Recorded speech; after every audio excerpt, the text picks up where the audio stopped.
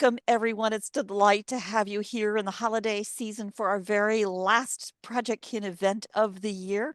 I'm Barbara Etienne, and it's a delight to have all of you here for another episode of Emma Explores. Emma, of course, has been one of our most delightful series. I think you might have even been our very first series guest here at Project Kin. Emma Cox came to us as an active member in our community, and it's a delight to have you. With that, I'm going to let you do your introduction, Emma, and take it away. Tell us about Archbishop William Markham. Well, I will do if I can share my screen. Just give me one moment and just That's going to do that. perfectly fine. And then we're going to go across the PowerPoint, start my presentation. Okay, can everybody see that? All okay? Good. So today we're going to be talking about the Markham family. So just to let you know a little bit of background, if you've not seen one of my presentations before, who am I? So my name's Emma Cox. I'm a family historian and genealogist. And I help people find out about their ancestors, put together family trees and charts, investigate DNA, find living relatives, edit and write books, and take people on tours of the places their ancestors lived and worked, plus a lot of other things around family history as well. I've also got a podcast called Journeys into Genealogy, where I interview experts and people with interesting family stories. So I've got a main podcast, and I've also got a second smaller podcast that I do on Substack as well. So today it's all about Markham. So this apparently is the coat of arms for the main gentleman I'm going to be talking about, Archbishop William Markham. Why did I choose this particular line? Well, there's various different reasons for it. There are a lot of descendants all across the world, lots of different places, and I thought it might appeal to people who know they're of the Markham line. There are connections with the clergy, lots and lots of the clergy, so that's bishops, archbishops, vicars, curates, lots and lots of different people within this line, people within the army, the navy, and also aristocracy, because some of the people within this family married very well. Connection to the Revolutionary War in America.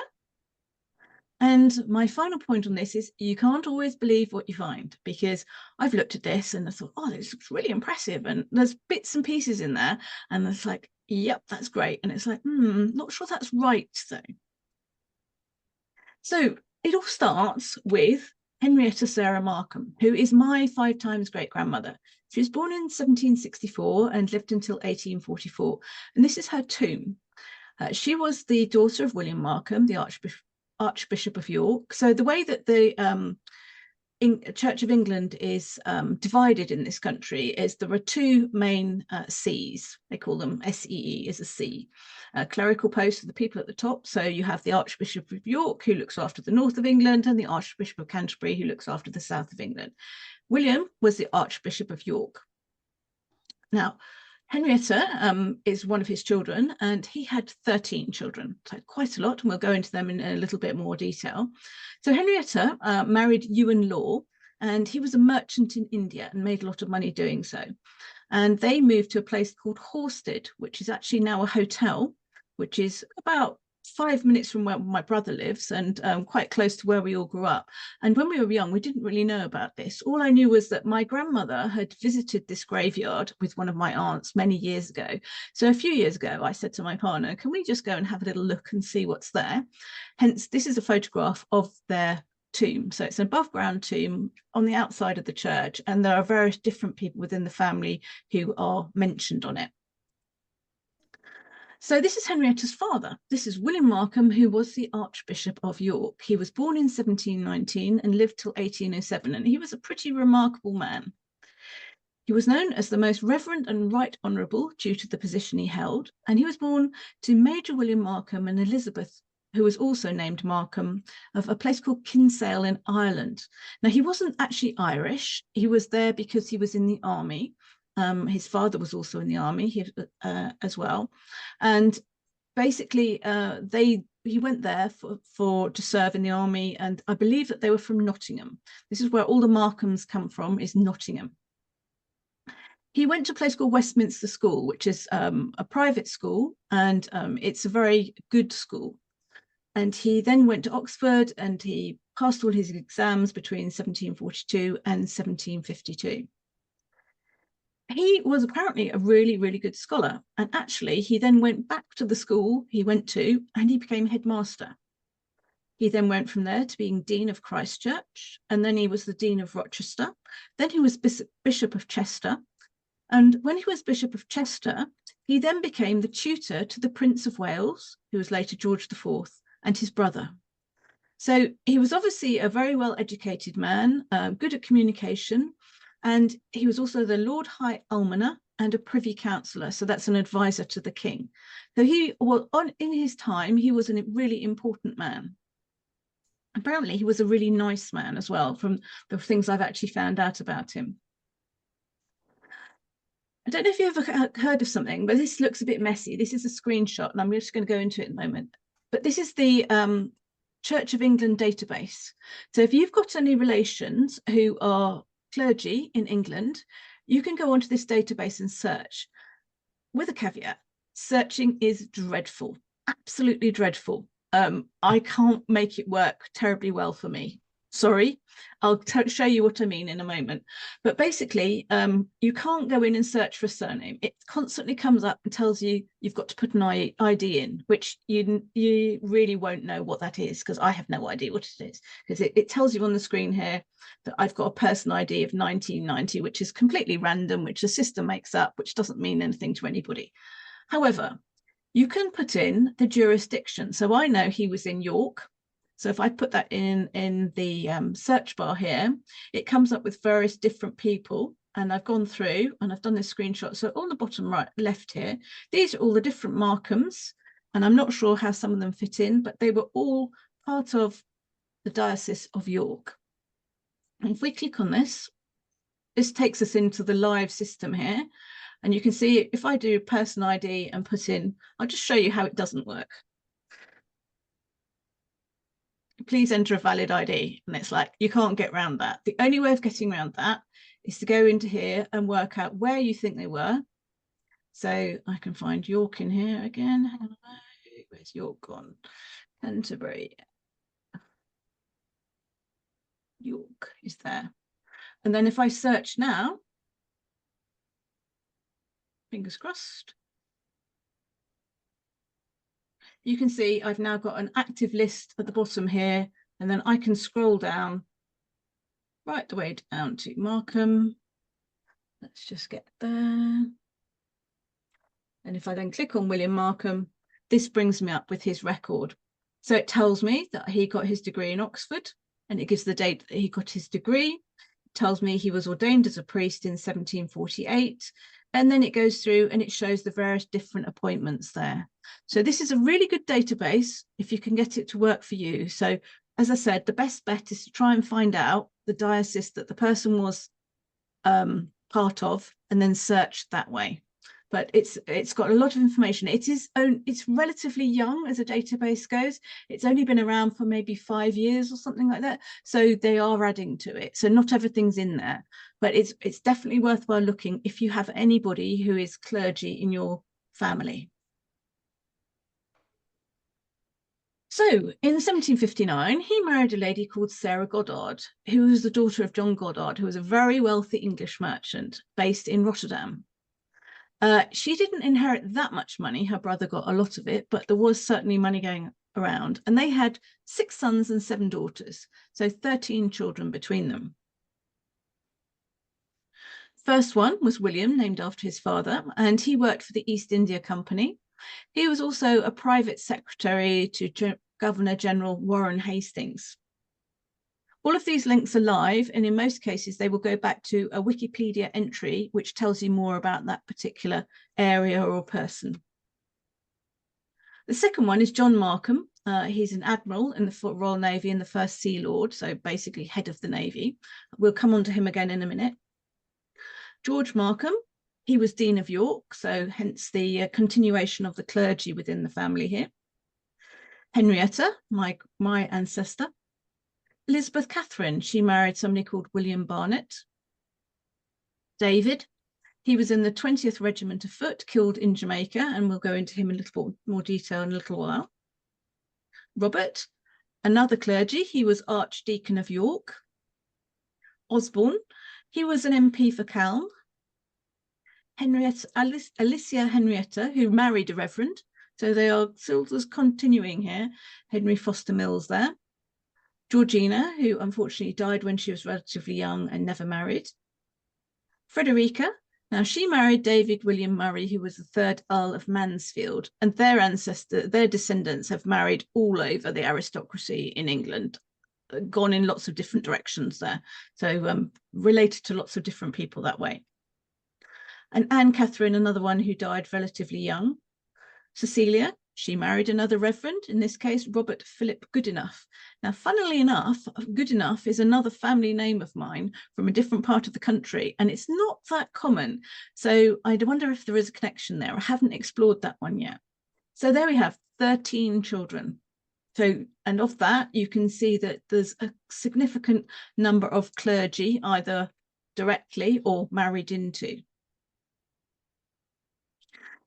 So he was friends with a lot of different people. This is a gentleman by the name of Edmund Burke. Now he's a Irishman, and he's one of his friends here. And this is painted by a very famous painter called Joshua Reynolds, who was very well known for doing portraits at the time. Again, the link's alive in here.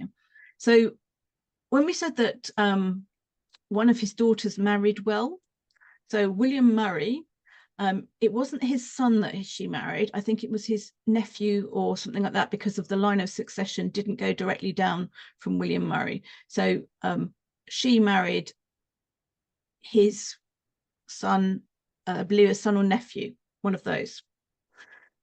So Joshua Reynolds was a guest in Dean's Yard. So Dean's Yard is Westminster. So that's where the school was based.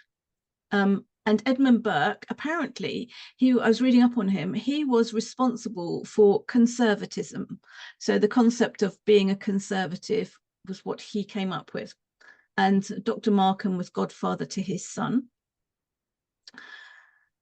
And then he went on to become the preceptor to the young princes, the Prince of Wales and Prince Frederick. So basically, he was responsible for their education.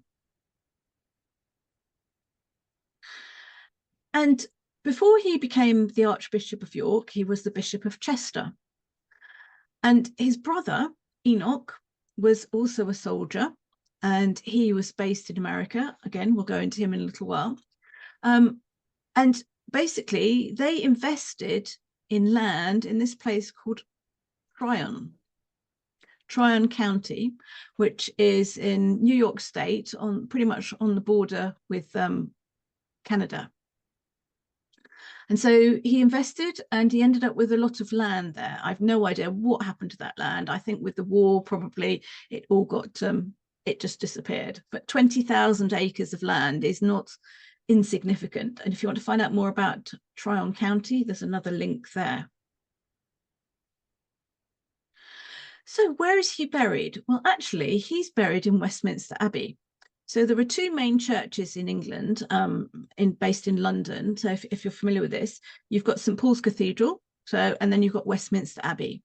So Westminster Abbey is where a lot of the significant people are buried. You do get a few funerals and things nowadays, but you have to be quite royal or somebody like that to actually have things happen. So a couple of years ago, I ended up going up to London and having a look around Westminster Abbey. If you ever get a chance, it's really well worth doing. And a tip is go there early, because there are crowds every day, all year round. So try and get in there first thing in the morning. And it's worthwhile thinking about also having a tour, because there are some very, very knowledgeable guides. And I hadn't booked a tour. I actually met with a client there, and he knew where he wanted to go, and I knew I wanted to find out more about the Markhams. And we actually ended up, by pure chance, talking to this lovely man who was a guide, and he said, I'll show you. So he took us round and took me to where you could see this plaque on the wall and various other ones. So this one is Sacred to the Memory of William Markham, Doctor at Law, and basically talks about his history there, and he's buried there, as is his wife, and various other things. It does actually state in that there's a mistake, because she died in 1814. So if you want to find out more about that, Westminster Abbey. And then they've got a whole page devoted to the Markhams there. So you can see there's another one on the wall. And then there's details of various different Markhams who are buried there or commemorated there. That's an important point. Just because somebody is commemorated there, it doesn't necessarily mean that they're buried there. So on that note, there's another memorial to him in York Minster. So York being the city in the north of London, he was Archbishop of York. So this is supposedly his, it's not his tomb because he's not buried there, but it's like it is a tomb in memorial to him. And funnily enough, there's actually a place in Canada called Markham, which is named after him. So apparently he was a friend with the first Lieutenant Governor of Upper Canada, John Graves Simcoe, and he named Markham after him. And Barbara, I believe, also has a connection to Markham. So it's a very small world in this case. So going to the Revolutionary War, one of his brothers, his father's brothers, get that right, Enoch, he was a soldier and he joined the army and he raised the 112th Regiment or Royal Musketeers and then served in the Revolutionary War and died unmarried. Has no gravestone or memorial. He is actually commemorated in Westminster Abbey, but there's nothing more than that for him. And then we come to Admiral John Markham. So he was the first son, the eldest son of William Markham. He was in the Royal Navy, and this is a rather lovely portrait of him by a gentleman called Sir Thomas Lawrence. And he did very well. I've only taken his naval career from when he started actually commanding ships. So he commanded the ship called the Sphinx. Then he had the Blonde. Then he had the Hannibal. Then he had the Center. And in 1801, he was appointed to the Board of Admiralty. So that's the board that actually looks after shipping. And it's quite funny actually reading some of these things because I was doing a recent podcast regarding the Revolutionary War and the capture of ships and the prize papers. And it's highly likely that he might have been one of the people who captured some of the prize papers. So there were these little coincidences that happen here. So he was the first naval lord from January 1806, and then he retired just over a year later in 1807. He was promoted to vice admiral and then eventually to full admiral in 1819. And again, he has a Wikipedia page here. And there's also a page on another site called More Than Nelson. So when you start looking up these people, it's amazing the different websites that come up that are devoted to either a person or an era or something like that. So it's always worth looking and seeing if they've got more information on those sites. He lived in a place called Aids. And I've got a postcard of this, a picture of the postcard. And it was originally called Eads. And it's actually listed buildings. So I don't know if you're familiar with the way the buildings are conserved in Britain. Is certainly in England. They have a different system in Scotland. In England and Wales, buildings can be listed and it can go between grade 1 listed, grade 2 star listed, grade 2 listed. And it basically means that the building is of some importance architecturally, historically, that sort of thing. So in this case, it's a grade 2 listed building. So it still exists. And it's now been divided into 3 private dwellings. So sometimes if you're looking for places that your ancestors lived, if there might be listings talking about the building when it was constructed, what it was made from. There also might be listings saying that the building no longer exists. It was knocked down, or there might have been a fire or something like that. And then we have another son. This is Lieutenant Colonel David Markham, who was born in 1766. Unfortunately, he only lived till 1795. And I found this picture on an auction site. He was a major in the 20th Foot, and he was lieutenant, and he was killed in action at Fort Biziton. Now, I've never heard of Fort Biziton, and apparently it's in Jamaica. Or it was at the time. I don't think it exists anymore. And actually looking for it, there's not very much information about it on the internet. but he unfortunately died in Jamaica, but he's commemorated in Westminster as well. Now, there are lots and lots of people who have been interested in the Markham family prior to myself. So some of them have actually written books and put together what they know of the family history and created trees and things. And this is one of the trees that I came across, and I just thought I'd point it out to you. So down towards the bottom here, we have William Markham with Sarah Goddard and his brothers, and then we have his father, and then we go up to Daniel. However, we need to be a little bit careful of this one, and I'll come on to that a little bit later. In fact, I'm actually going to come on to it now. So just going back one, anything from here backwards, although it's put in here, looks very well researched and everything like that, it's not necessarily right. There's sort of different bits and pieces in here. And I came across a very interesting website on Wikitree, where they talk about Daniel Markham, who is the grandfather of William Markham. And basically, this person has taken a lot of time and effort going through. There are pages and pages and pages of all of this, going through and saying what he thinks is right and what he thinks isn't right or can't be proven. That's the main thing about it. So he's gone through and said, this looks correct, it could be correct, this definitely isn't correct. So looking through all of this, you don't necessarily know whether you can prove. The link goes back to Ireland, and that's where I said he apparently put in his background, Archbishop William Markham thought he was descended from the Markhams of Nottingham, and that's what he believed.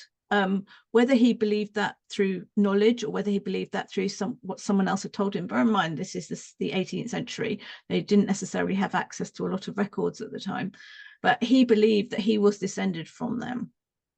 However, the records that are available don't 100% back it up.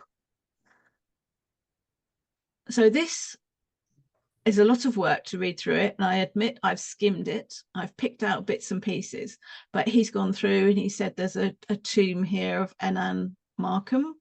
He's gone through and said about errors on here, and there's a lot of things in here where they've actually put the proof in of everything. So he's quoted sources, he's quoted all sorts of things. So that's good in some ways, but it's also not good in other ways in terms of, well, at the end of this, they still can't prove it, that he's definitively descends from the Markhams of Nottinghamshire. So you can see there's various different pedigrees that have been put on here. There's the Markham Arms. I said that's there. And people are free to actually edit this, I believe, and contribute to it in some way. So that is something I will have another look at. And I think that it might be the case that DNA could potentially be of use to this. With the Y DNA tests, I mean, it doesn't come down our line, but if there are male Markhams around, they could potentially prove the DNA links going back using Y DNA.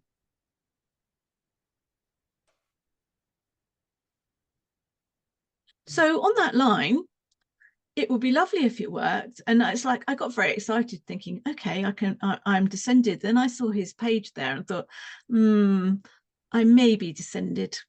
So William's line goes back by his grandmother, who was supposedly the great granddaughter of Oliver Cromwell. So he was the Lord Protector of England.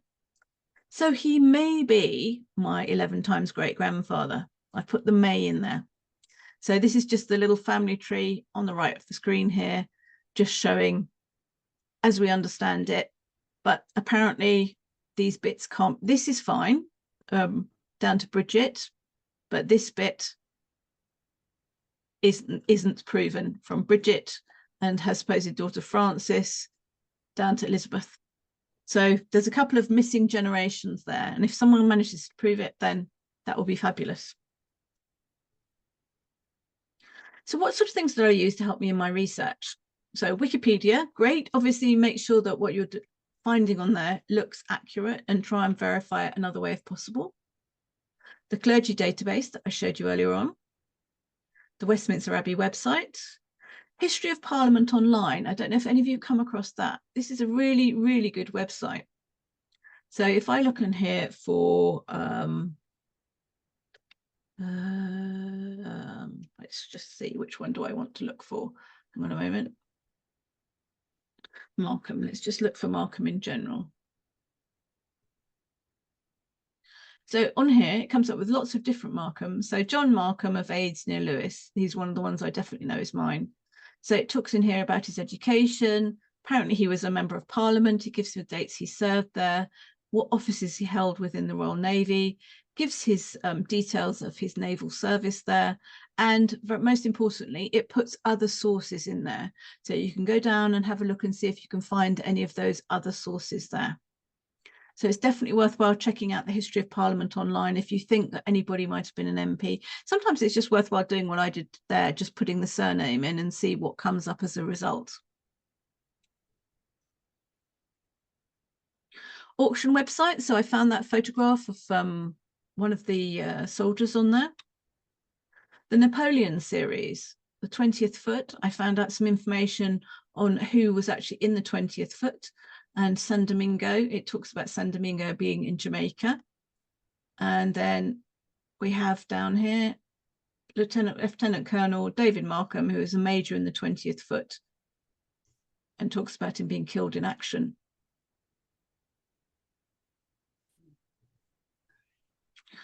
And another thing that I've come across quite recently is there's a really useful website called Find a Grave, and they have graves all over the world. And somebody posted on Substack just this week about virtual cemeteries. Now, I've never come across a virtual cemetery before, but it's brilliant. So what I did is I've created my own virtual cemetery for all the Markhams that I'm coming across. So it just means that I have got one place that I can find all the records of where people have been buried or commemorated like that. And you can create your own. So if I just show you virtual cemeteries here, I've got one I was doing as a test. I've got one for Fonblanc, which is my one name study. And I've got one there for Markham. So I've put 32 people in it. And it just means that I can find anything related to that particular family or whatever I want it to be. So you can choose them to be whatever topic or surname, place, however you want it to be. But you can have it and you can make them private or you can make them public. So in this case, I've made this one public and thought if anyone else is interested in that, they can have a look. And then you can see Henrietta Sarah Markham is there. There's no photograph of the grave. Actually, I could put one on there if I want to. And one of the other things about it is it talks about everyone else who is related to them. So it's just a good way of finding other family members. It's not always 100% right. And I have actually suggested corrections in a couple of instances to people where I know the information is correct. And then they've actually updated it. Any questions?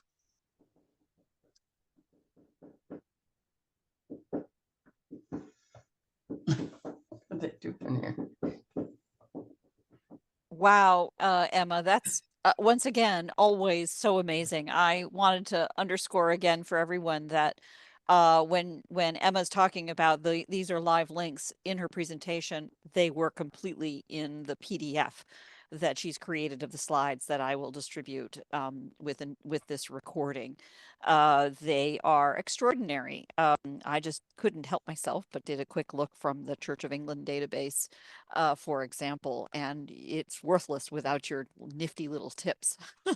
um, so that's tremendously helpful. And the Find a Grave is always a little problematic because I think, you know, these kinds of things are always difficult with modern history and recent killings and things like that that are always disturbing. But yeah, I hadn't thought about it for collecting my own ancestors as I do find these things to see them visually, because that's always really, that's what we're doing, right? Beautiful. So I don't really have a question for you so much. Finding out who's on which sides of the American Revolution has just been a little hobby of mine now. But this family is when I did Roots Tech last year, there's something called Roots Tech Relatives, and I've done an interview with a lady who's from Family Search, and I'm going to be publishing that in January, talking about Roots Tech. But one of the things I'm really keen on is people doing Roots Tech Relatives and actually looking in there and seeing who you're related to, because when I did that, a load of the Markhams came up. So there's an idea. Linda, I see you. Well, in just a half second here.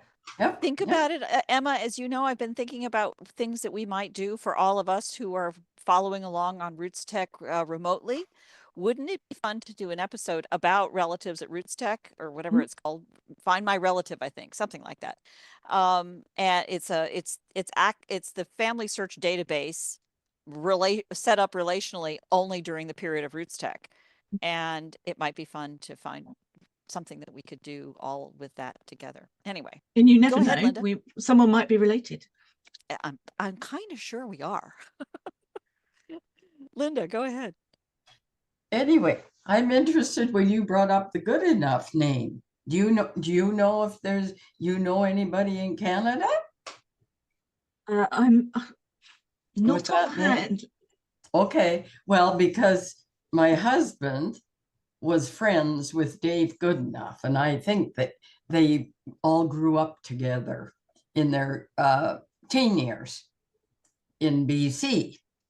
And now they've all passed away, like the grandma and all that. So I don't know anything about it, but I do know the man's wife, and she's still alive. So I'm going to have to talk to her and see if she knows anything about them. Because mine goes back to Grace Goodenough, who married William Blatch, and they were from Wiltshire, and she was born in 1740.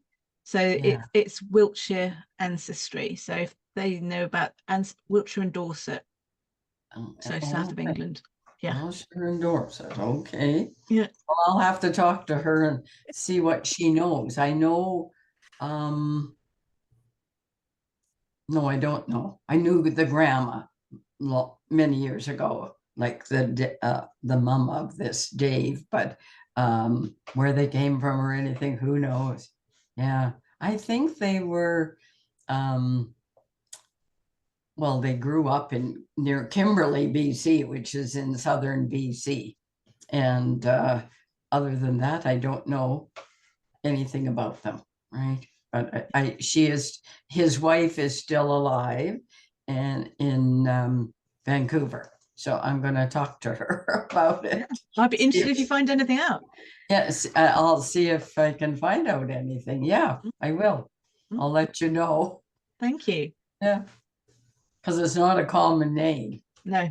And the lovely thing is around there, I've got Sweet Apple, I've got Orchard, I've got Good Enough, I've got Blatch. And there's some amazing names in that branch of the family. Yeah, I love Sweet Apple. I think it's amazing. Interesting. Very, very interesting. My gosh, you go down forever, right? Not quite forever, but well, a long way. I mean, Oliver Cromwell, for Pete's sake, that's a long way back. Yeah. It is. Yeah. And I talked to my sister last night, and she's on Ancestry, or she did the DNA, and she has nothing on the Bradleys, which we were, but it's all on my other grandparents' side, it seems, that she relates to. Yeah. So I don't know anything like about that line at all. Yeah. So it should be interesting, right? Jennifer, you're on mute. That was absolutely wonderful. I loved hearing about that. My ears pricked up when you mentioned the Regiment of Foot in Jamaica. My third time's great-grandfather was in the 33rd in Jamaica. I just wondered, because he's actually my brick wall. Have you got any suggestions of somewhere I can look in England to find any further information about him? You could try, and back then, yeah. try the army itself, the overall thing, and see, do you know where they were based, or if they've been subsumed into another regiment and things like that? Because if you can find out what the current regiment is, if you can try and trace it via Wikipedia or something like that, it'll probably say it became something else, became something else, became something else. There'll be a line of it. And if you can find what it is currently and see if they've got a museum, and then contact them. Oh, right, because it became the Duke of Wellington Regiment. Which is probably doesn't exist anymore, which was consumed by something else. And then if you can just find out where it is, and then they might be able to help you. All right. Yep. Thanks for that. I'll do that. Yeah. I love the idea of chasing records by understanding which institutions people are associated with, whether it's military or religion. There's always some really wonderful, or politics. There's always some really wonderful documentation that's kind of institutionally had to be done. And that's a great, that's my key takeaway from all of this. That plus this fascination with all of us here in Canada, Australia, America, and unmentioned, of course, New Zealand, Hong Kong, India, have so many common roots. And the stories of the travel and sometimes the hiding of the ancestry because of the things left behind in England are half the story. I mean, your ancestors, if it is in fact a connection to Oliver Cromwell, that's the dude that I blame for bringing my dudes in Scotland over to America as indentured servants in the Ross family. We can let bygones be bygones after a few hundred years.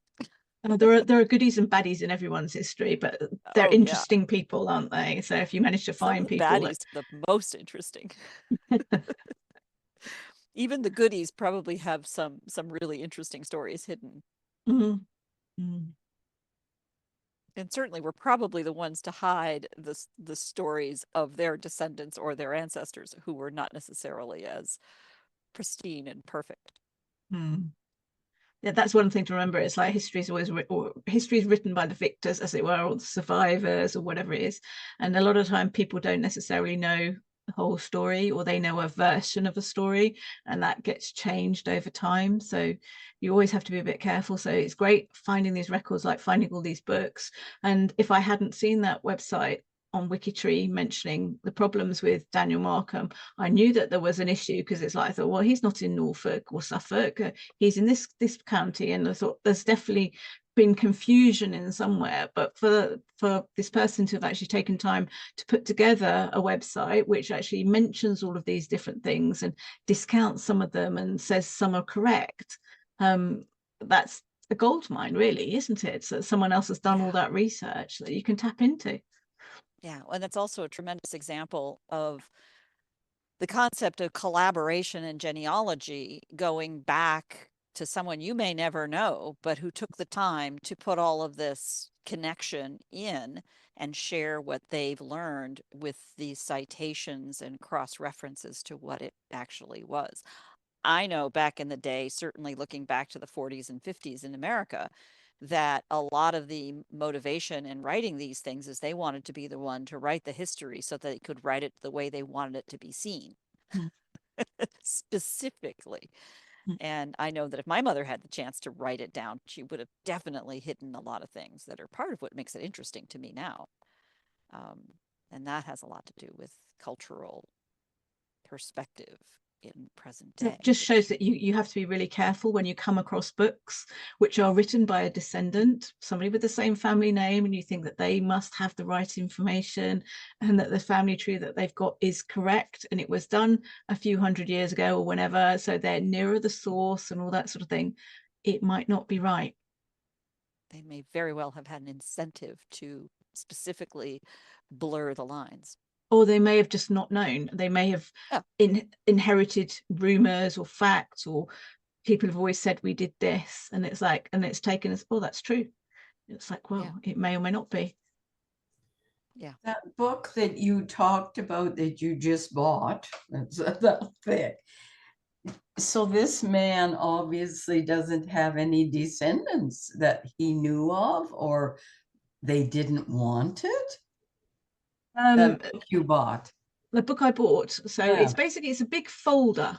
So it's not a book, it's a folder with lots of things put into it, and it's his family history. So he didn't marry, but he had two brothers, two if not three brothers who had children.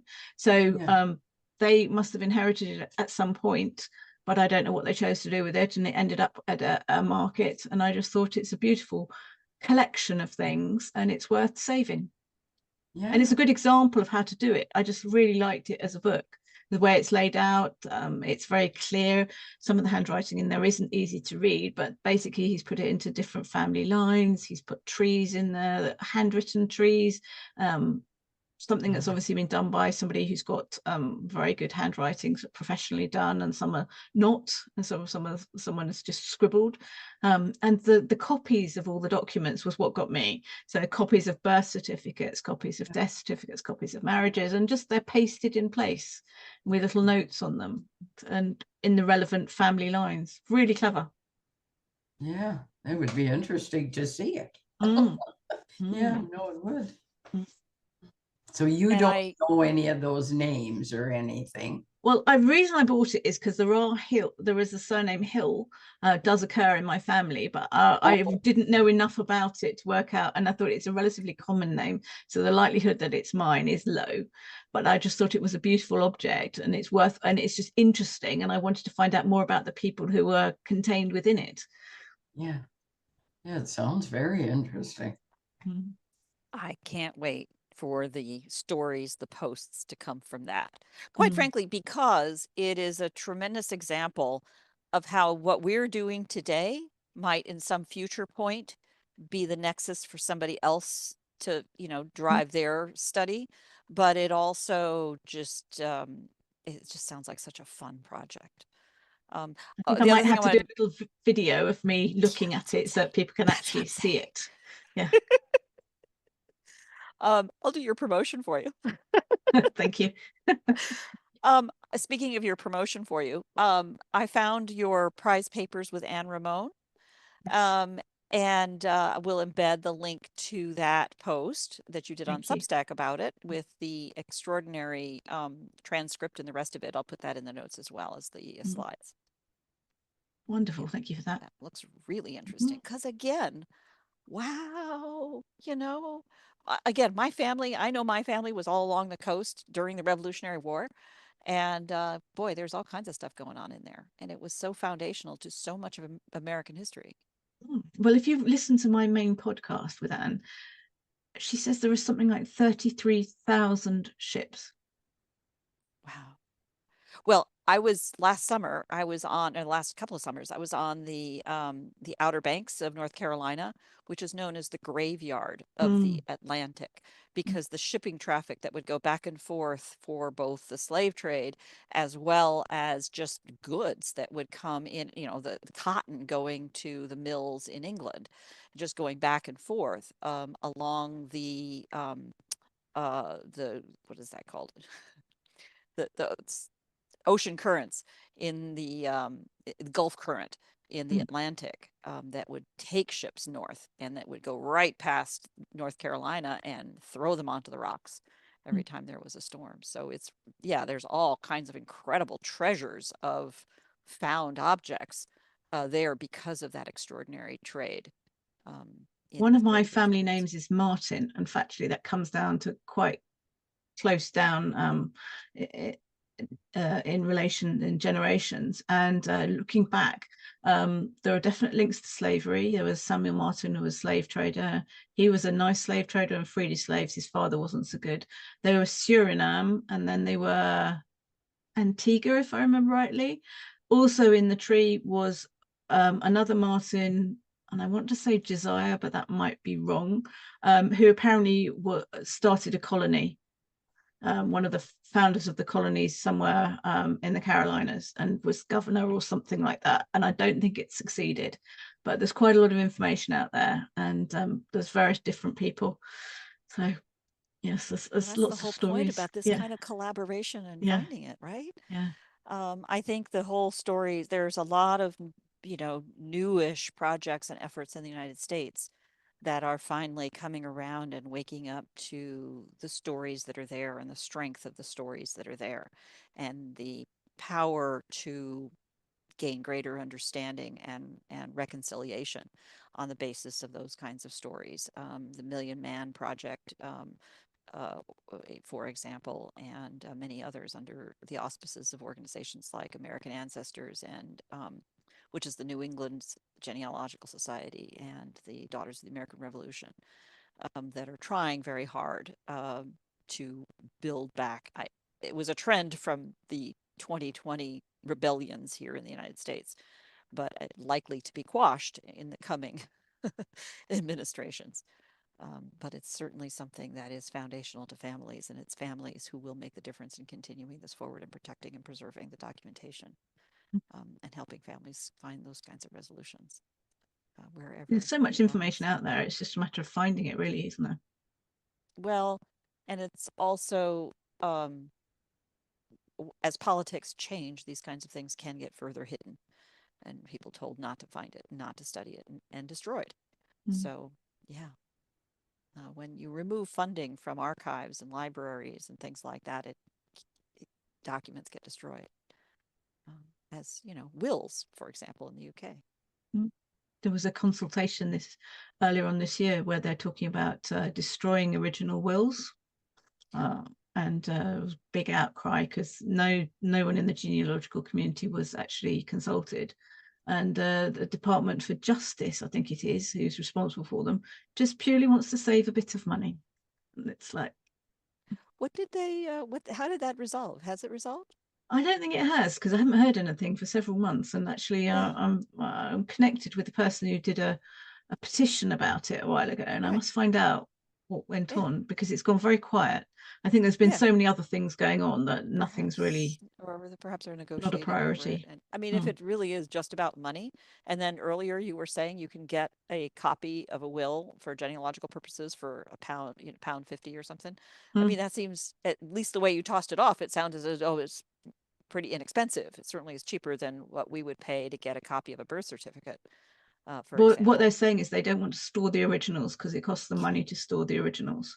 So they want to digitize everything. Raise the But price. people are saying that when you get digital copies, it's not necessarily done correctly. They might miss things. There's other things that you get by actually consulting original documents. But what I'm saying is that the payment for accessing the copies can fund the preservation of the originals. Yes. That's the way it's done. Mm. It's a business model. Come on, people. Yeah. Any other questions?